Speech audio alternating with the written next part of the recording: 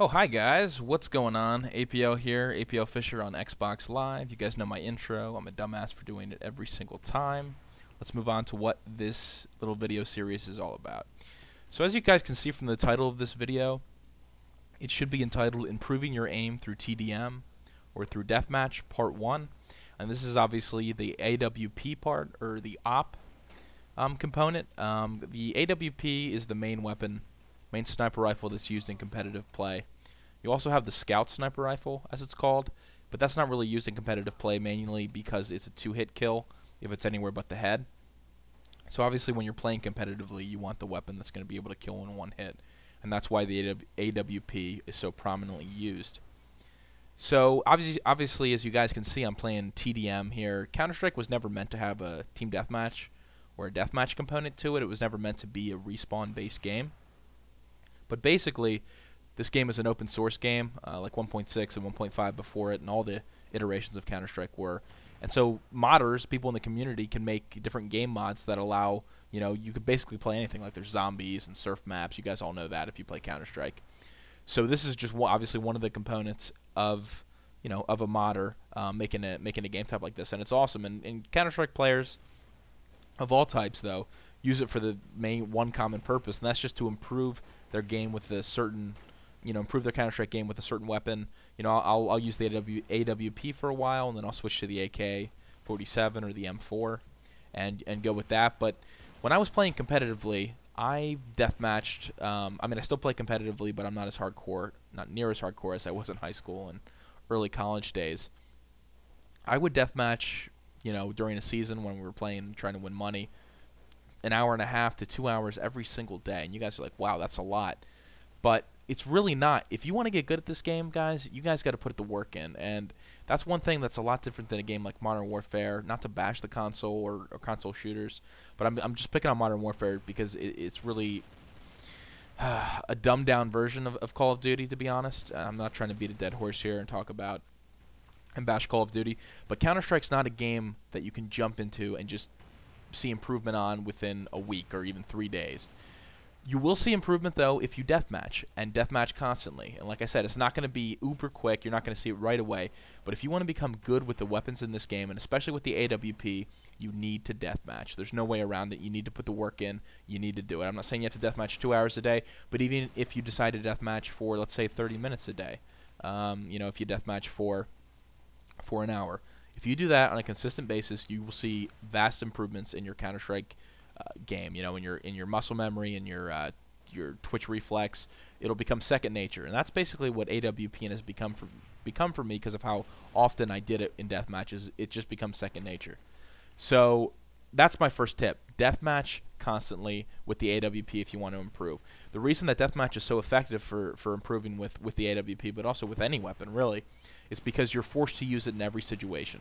You're forced to use it close range. You're forced to use it long range. You're forced to use it at different, levels, different planes. Looking down, looking up, all that kind of stuff, and that'll all come in handy when you're actually playing the real, Counter-Strike, where you have to plant the bomb and all that kind of stuff. Search and destroy for you, Modern Warfare 2 people, or Call of Duty people that aren't used to playing Counter-Strike.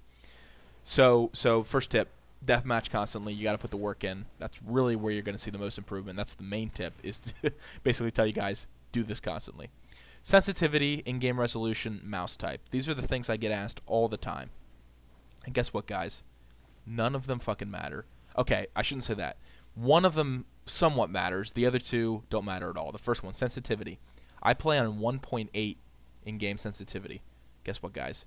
It doesn't matter. People play at all different sensitivities. Just because you change your sensitivity to what I play or what other professionals, I'm not a professional, I'm sorry, what other pros who win tons of money at LANs play, it's not going to make you any better at the game. You need to find what's good for you and then stick with it and practice with it. But just changing your sensitivity to something that someone else uses is really not a good idea. In-game resolution, I play on 1024 by 768. Yeah, that's a low-ass resolution, but that's what I got. I had bad computers back in the day, guys. I wasn't, always on my own and making money and able to build any computer I wanted. So back in the day, my computer could only handle 800 by 600 or 1024 by 768, and that's just what I grew accustomed to. So that's what I use. You guys could use the highest resolution your computer could support. You could use the lowest. That really ultimately does not matter at all. Mouse type is the only thing that kind of matters. If you guys are using just a standard Microsoft optical mouse or something like that, or just a cheap $5 mouse, you guys need to really man up and buy a gaming mouse. I use the MX518. Really solid gaming mouse. I highly recommend it. I'm not going to say that it's the best one because there's other good ones like the Razer Def Adder. There's the Logitech G5 as well in the same series as the 518. So basically, in a nutshell, buy a gaming mouse. You'll really, if you want to get good at any first-person shooter on the PC, you need to have good equipment, and a gaming mouse is no exception. So definitely do that. And the next, the final other tip that I can give is the quick switch with the AWP. You'll see me do it here.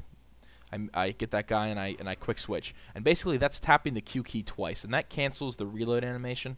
I think coming up here I do it. A good example. Yep. Get the quick scope on that guy, and then since I'm able to bring up my rifle or my sniper rifle up again real quickly with the quick switch, I'm able to no scope that second guy. So basically, it's default. The quick switch is defaulted to the Q key on your keyboard. Learn to love it. You can change it to something else, but most people don't. They keep it on the Q key, and it's just like the double Y tap for you Xbox guys. That cancels a reload animation and allows you to bring up your sniper rifle quickly again without having to go through the reload animation. So that would be the final tip. And just to reiterate for you guys, deathmatch. First tip. Deathmatch constantly with the AWP. You'll see a vast improvement. Second one, get a gaming mouse if you don't have one. There's no other way to say it. You need to have a good gaming mouse if you're going to be serious about PC gaming. And thirdly, quick switch. Learn the quick switch. Learn to love it. It'll save your ass in many situations with the AWP. And I hope you guys enjoy this series. The AK-47 video, I'm going to do one with the AK-47, as I said, and one with the M4 with the Colt. So those are the other two guns that are used in competitive play the most. And those will be up, I don't know, sometime next week. But I hope you guys enjoy the first part, and I'll talk to you guys later. See ya.